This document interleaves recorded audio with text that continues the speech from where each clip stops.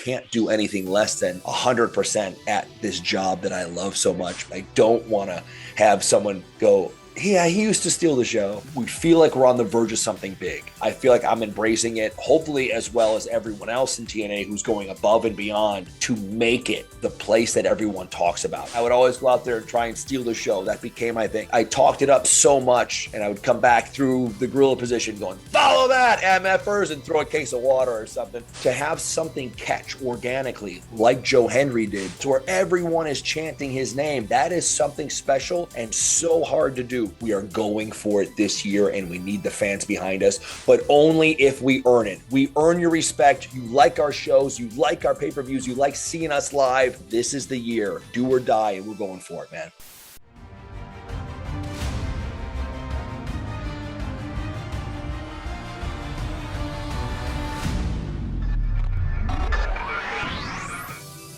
Rewind, recap, relive. Woo! That's what the world is watching. My guest today is a veteran of the pro wrestling world for over 20 years. He is now showing off his expertise in TNA, where he's a current TNA World Heavyweight Champion. Please welcome the wanted man, Nic Nemeth. Hey, man. Thanks for having me. Of course. It's so awesome to have you here, and I know we're on the heels of a massive announcement from TNA. It's taking over coast to coast. We've got Rebellion in LA and Slammiversary in my hometown of New York City, which I can't wait for. What were your thoughts when you heard the news that TNA was taking over coast to coast like that? I've been watching it, immersed in the company, watching this for the last almost exactly calendar year. They were already making some moves, and everybody was kind of talking about TNA, but also watching this last 12 months of growth. And it's not just the company behind the scenes. It's not just the people behind the scenes. It's the talent. It's the quality of the shows. It's the storytelling of Impact every week. It really goes to show the hard work of everybody involved. Because in most wrestling companies, 95% of the people are all on the same page. They want the show to be great. They want everyone to be talking about them. But it's still professional wrestling where we all have those egos where it's like, I want to be the best. I care about me more. Yeah. And more than anything, I've seen TNA, the talent, go above and beyond to make sure their match contribute to the show in the best possible way. Not just people going, me, and I need to do this. People saying, we, all these different ways, saying, here's how we can make this show even better. And then when we get down to that main event, I got to find a way to come out there and go above and beyond and be even better than every other match on the card. And they've made that more and more difficult for me every step of the way. I think 5 of the last 6 pay-per-views were sellouts, and I think 6 were sellouts. 5 of the last 6 pay-per-views, I believe I went on last, and I was either watching the show or preparing for my match and listening to the show going, holy crap, I got to follow that. Let's go. And I've asked for that challenge for 15 years, and I'm finally getting it right now. And I feel like I'm embracing it, hopefully as well as everyone else in TNA who's going above and beyond to make it the place that everyone talks about. Now, it's a hard fight. We're scrambling and scratching for an inch every couple of weeks. But man, this 12 months that I've been here in watching the process happen, it's just that everybody we feel like we're on the verge of something big. Yeah. And we just have to keep plugging away and not get complacent. Not that anyone here ever would. My God, every match goes above and beyond to outdo the one before it. Like there's explosion matches that we have that can rank up there with pay-per-view matches. And I got to find a way to follow 8 or 10 of these things and go, how can I have everyone leaving and not tired and not sitting on their hands going, all 3 hours of that show was awesome. I can't wait to be there live when they come back. And that's what TNA has done in my eyes for the last 12 months, let alone a couple of years. Yeah, I couldn't agree more. I mean, the work that you're doing is definitely must see, but the whole vibe of TNA recently is just, it's on another level. And you're right, like the last few years, tickets for those 2 massive events and other TNA events as well for the year 2025 go on sale Friday, December 20th. And if you're a TNA Plus member, you're already able to grab your tickets. I definitely think everybody should. Like we said, it's on fire right now. I want to take it back for you to your TNA debut, because although you're a 20-plus year vet in the world of wrestling, you really came here to, it seems like, start over, continue your legacy, but also start fresh in TNA. And I'd just love to hear how that has been for you personally to show the world who Nic Nemeth is. It really was. It was starting fresh, but it was also saying, I mean, proving to myself, I talked all this trash to fans, to people who watch the show, to my bosses backstage for 15 years. I said, I dare you to have someone try and follow me. And I would always go out there and try and steal the show. That became my thing. Is that, I didn't always have the best win-loss record, but I would say, you're going to go in there and know that my match was better than that main event match by a mile. And maybe there's something wrong with that. And I talked it up so much, and I would come back through the gorilla position going, follow that, MFers, and throw a case of water or something. And I would do something just going, come on, I need something more. I need a challenge. And I got less and less of a challenge those last couple of years. And I said, I need to prove to myself that I can still go, and not just go and go, oh, remember me from the last 20 years. And I'll do a little parade float wave and drive by at a mile an hour and say, thank you, everybody. Yeah. Yeah. I need to be able to prove that I can go and be world champion, and not world champion like, oh, I remember him. Like, I am cooking on all cylinders, look the part, act the part, can talk the part, can get people in the building, can back it up with data about ticket sales and demographics, and also steal the show in the ring and on the mic. And you have to be able to do that just to be on a wrestling show these days, let alone prove that you're the best. So I really, really wanted to let everyone know, hey, that guy that talked all the trash that you were kind of rooting for and a little bit forgot about, I can not just still go. I have to prove this to myself. And I was a little bit nervous because those last 2 years, no matter how much you train or try or stay in shape, it's much like amateur or collegiate wrestling, where if you take some time off, no matter how much cardio you do, jump rope, all these different exercises, you don't have that experience of like someone pulling your neck down and moving you around. And I was like, man, I better be able to still do this because I've talked a big game. And luckily, I can still do it. I've been very fortunate. I have something along the lines of a Cal Ripken Jr.-esque, if you know baseball, 20 plus years at WWE, where I was unavailable for 3 TVs, I believe, in Wow. 20 plus years. And no one will ever do that again. No one will ever do it now. No one has ever done it in the past, and no one, it's just unfeasible.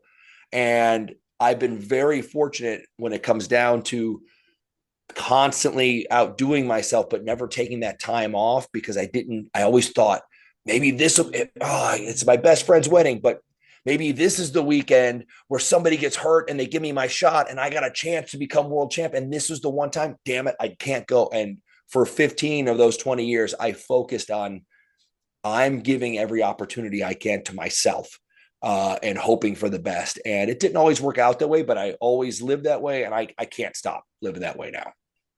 I feel like that's the side of wrestling that a lot of us fans don't see as much too, is like those sacrifices to further your career like that. You know, like you said, friend's wedding or whatever it may be, to choose wrestling over that and to further that career it's really admirable. It's cool. I'll take it, but I'm just doing my part to go, can I sleep tonight for a few hours because I know what I did, and you can say it's admirable, and sure, and it's devoting, no matter what your dream is. If you want to be a jockey or a garbage man or a baseball player, no matter what the case is, you go, did I do everything I possibly could? Well, I did pretty good. I did most of the stuff. Oh yeah, you think that's good enough to be the 0.1% of the people in the world that get to do this? No. And then you have to give everything just to get there. And then when you get there, would you like to stay, or would you like to do, it was 6 months, I tried. Like, no, I better get going. And you're the world champion. Now you're doing this. You're like, I get a target on your back. You're like, well, do I want my legacy to be that I was pretty good? No, I want to be it's just like every time something good in a positive way happens, there's another challenge for you. And that's how I live my life. And I can't do anything less than 100% at this job that I love so much, because I don't want to have someone go, oh, he used to steal the show. That's cool. No. I'm doing it until I'm done. Yeah, no, you still steal the show. And that factor of stealing the show and putting on these must-see matches, I feel, has followed you throughout your entire career, like you were just saying. Could you articulate like what is that factor in Nic Nemeth that before you go out there, you're going to put on the best show of the night, the best match of the night? It's genuinely a chip on my shoulder because like had I been like a handpicked guy like Randy to be an Evolution or something, I still would have had the work ethic, but I wouldn't have that chip on my shoulder that says like I think it just drives you to do just a little bit more when you know you're not the chosen guy, when you know you won't ever be that chosen one. But there's also like Randy's one of the chosen guys, but he's freaking awesome. We most of us say yeah, he's like the best one, and that pisses me off because he's so good. But and it was just an example. These like some people are picked, some people aren't. Some people eventually get picked. Some people have 6 people ahead of them get hurt, and then they get their shot and they kill it, and they go right back down the card. And that's life. That's Hollywood. That's show business. That's how it works. But I truly believe that someone who 5'11", 190 pounds got hired without my dad putting in a good word. I'm not a legacy that was somebody famous. So yeah, of course I get a job for free. Why not? Like, and it's not where I have like people in those meetings for 15 or 20 years going, this is the guy. I had one guy who had my back, and he had my back so much, and he's one of the greatest of all time, and he's so smart, and he helped me out immensely. But it got to a point where he pitched for me so much that they were going out of their way to have me lose or not be in the main event just to have a fun joke. And you're like, okay, this is my career, but okay. So you get to a point where I'm not a legacy. No one stuck out for me. Nobody put the good word in for me. But I was very fortunate when I wrestled at St. Ed's. My coach, Tadaki Hata, who was the Olympic coach for the women years ago, great guy, worked with me, and it said, one day when you graduate college, I'll try and get you a handshake somewhere backstage. And that's how it worked out with Joe Briscoe, his old college roommate, and the wrestlers, and just having a shot to possibly get a tryout one day down the line. And that was just doing everything I possibly could. And had I not looked the part or acted the part or had the work ethic, I would have been gone in a few months. That is so cool. I never knew the backstory to getting you to where you are now. But yeah, I mean, you've worked, like you said, with no legacy, nobody behind you in that sense.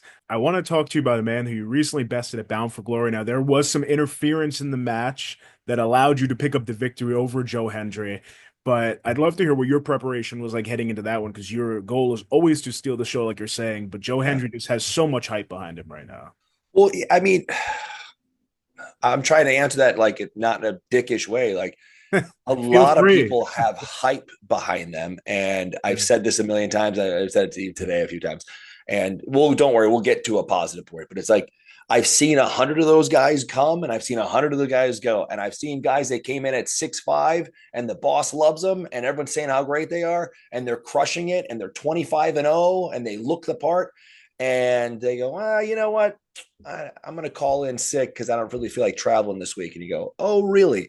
So however it happens, I've seen so many people with all the hype behind them. And after a couple of months, and then they no longer have that hype, and they have some hype, but now they got to count on their work, their talking, their promos, their ethics, everything that they're doing PR wise. And it doesn't quite deliver. So at the moment, now here's the positive part. Joe Hendry, who has been crushing it when it comes to social media, making songs, making interesting things. It's hard enough like to do wrestling and organically get people drawn to you, but to do something outside the box and have them come in, sometimes it works, sometimes it doesn't. 2009, 2010, Zack Ryder was making YouTube clips, and he revolutionized the way WWE does wrestling and social media. There was a YouTube deal that says Zack Ryder's show is the cornerstone of this deal, of this $1 billion deal. Yes, Long Island Iced Tea. But without this deal, there's no WWE YouTube deal 10 years ago. And I go, what? And it's like he's someone who did it right. And very similar now. And think of all the people that we all put stuff online. We all put sketches out there. We all do promos. We all do different pieces. And to have something catch organically like Joe Hendry did, and have that crowd reaction just jump in size to where everyone is chanting his name, that is something special and so hard to do. That is the hard part. He got it. And now he's earning his steps along the way, mixed with the hype from all the crowd and all his different outside of the box appearances on NXT or making songs and videos. So that hype so far, when I've seen him, I go, you know what? It's not just hype. It's not just people cheering for him because it's a cool outside of the box thing. They want this for him, and he wants it for himself. Now, when it comes down to it, I'm rooting for him also because I know the work ethic. I know what he's done. But when we get across from each other in the ring, it would be an immense disservice to TNA, the locker room, the fans, and everyone in that crowd. If I go, well, the hype is behind you, so I guess you just pin me. Like, I can't not give a 10 out of 10 performance. I refuse to. My body won't do it. My brain won't let me. I am planning on beating the hell out of him and winning. But because of that hype, because of that connection with the crowd, I have been there before with it against me and for me. Yeah. And hearing like those Zack Ryder, 15,000 people chant his name. It really changes things. I've heard crowds change the WrestleMania main event because they weren't satisfied with it. Crowds you can feed off of them in a positive or negative way, and they can change people's lives. At the moment, it is changing his life. Is his moment at Genesis? I would love to see it, but I'm telling you right now, I am not laying down. I have worked too hard. I have too much invested mentally and physically in being TNA champion to just let him win. If he comes out on top, he has effing earned it, but he is going to get his ass kicked by me. I'm telling you that right now. Well, I can't wait to see that happen. And I feel like the way that the fans are behind Joe Hendry now and everything you just talked about is very similar to the cult following that you've had throughout your entire career, of the fans always being behind you and wanting to see you more in the spotlight than you are. And not to put anything down either, because you've done some amazing, memorable things in your career, but is there added pressure now for you as TNA World Champ in the position the fans have kind of wanted to see you in for so many years? Yeah, and it's a great point, like you said. Like I hate being cheered, but I appreciate it, and I'm so used. Like 18 out of those 21 years was booze, and I fed off those. But it is to a point they're like, hey, it's a genuine happiness of, we know you were capable of better. Now we're getting a chance to see it. Hell yeah! But now you get the two of us in the ring, and 3/4 of those cheers, if not all of them, are going to Joe. So I totally understand. This is not the same. I am not pretending to be John Cena, but there have been times when I was across the ring from John Cena at a pay-per-view match, and we're in the Northeast, Boston or New York, New Jersey, and 99% of a sold-out arena is chanting my name, like, let's go. And it's like, you feed off of that, and it's so cool. And now, much like you said, I'm in the opposite position. Again, I'm not John Cena. Everyone relax. But in the analogy, it's like I'm the other guy watching the other guy get the crowd completely behind them. And it is definitely a mental, it's a state that can change matches and change people's careers. So I look forward to it so much. I'm so happy Joe Hendry is in TNA with us, because every time he's in a clip, everyone's talking about it. Everyone's clicking on it. And I want the best for him. I know he's helping TNA immensely. It is such a cool move to have him with us. But again, when it comes down to it, I don't know anyone that's better than me in the ring. In New Japan, in AEW, in WWE, I don't know many that can go with me. And I will never not think that way until I do lose a step one day down the line. But that sure as hell ain't happening now.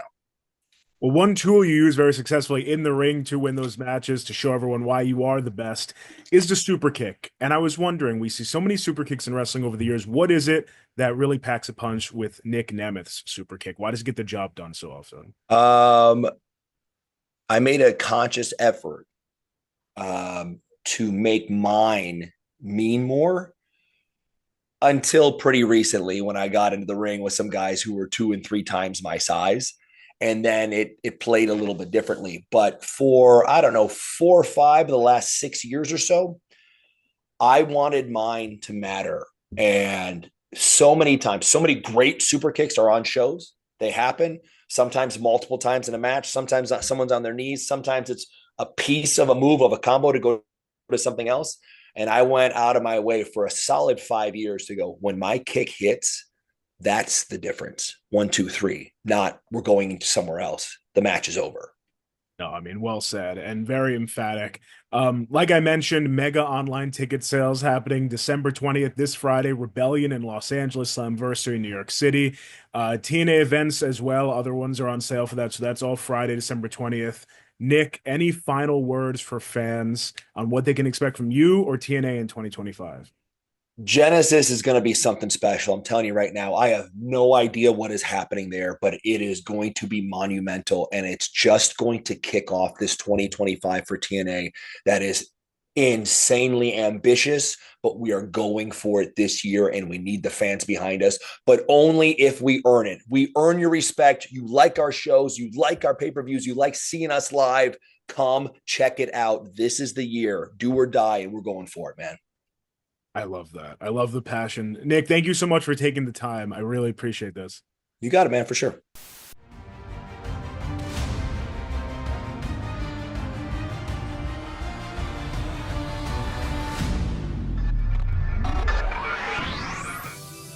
Rewind, recap, relive.